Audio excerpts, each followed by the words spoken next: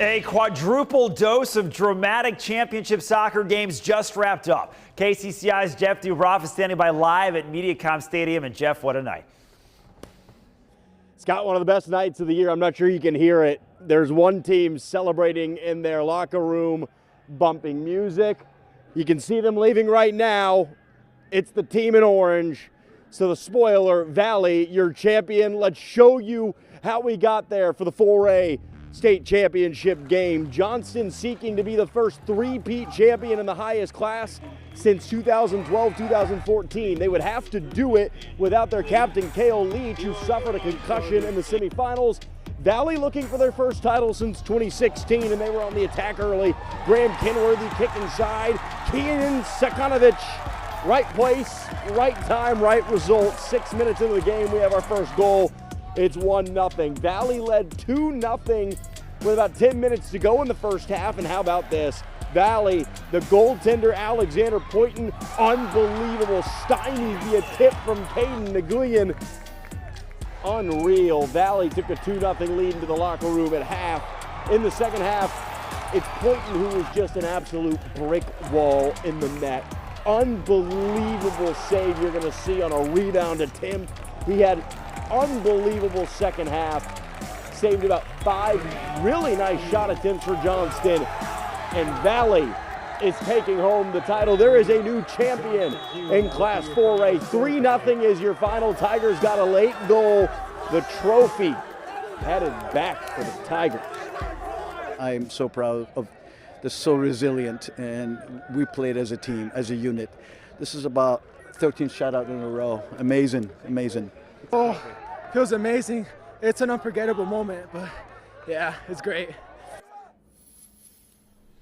A moment they'll never forget, there's no question about that. The party was going on here. The crew here at Mediacom Stadium said, take it back to Valley. We got to clean up and we got to close for the night. Valley, your champion in Class 4A. Like I said, first time they've done that since 2016, and they complete one of the best seasons you will ever see, Scott. Just one loss on the year, and it was the first game of the year. And as you heard the coach say, 13th consecutive shutout win. This is a team for the ages we'll remember for a long time, Scott. Thanks so much, Jeff. Congrats to Valley. We'll keep it moving with the 3A championship. Urbandale in white against Iowa City Liberty. Opening minutes of the first half, Bryce Lumley just punches it through traffic, and the slow roller goes in.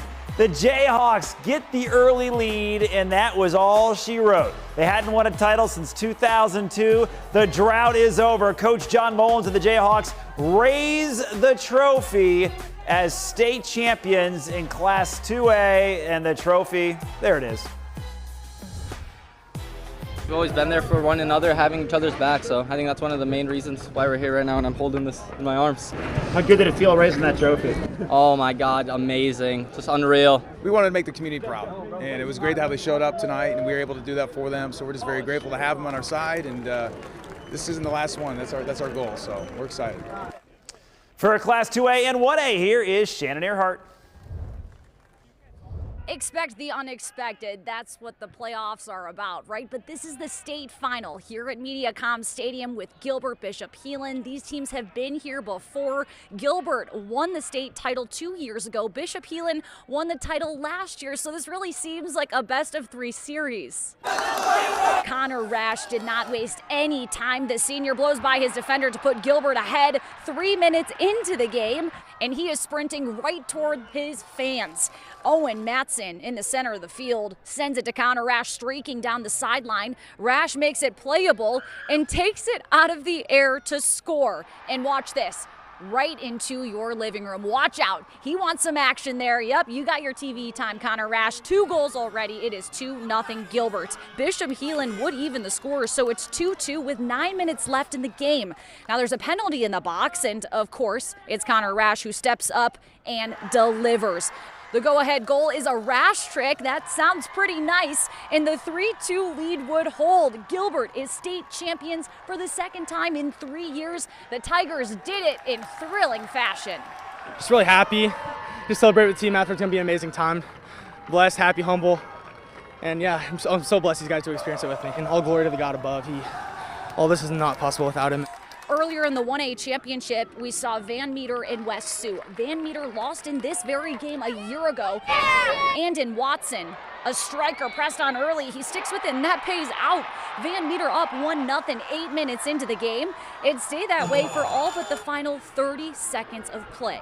West Sioux on a desperation tear serves it back into the box. There's no whistle, but Van Meter is caught watching as Jonathan Flores Topete scores the equalizer that sends this game to overtime. West Sioux is not done.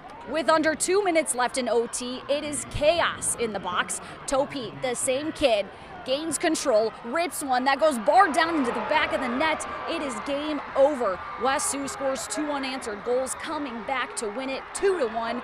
Van Meter is titleless at the top once again. A tough out for the Bulldogs. Shannon Earhart, KCCI Iowa Sports Leader.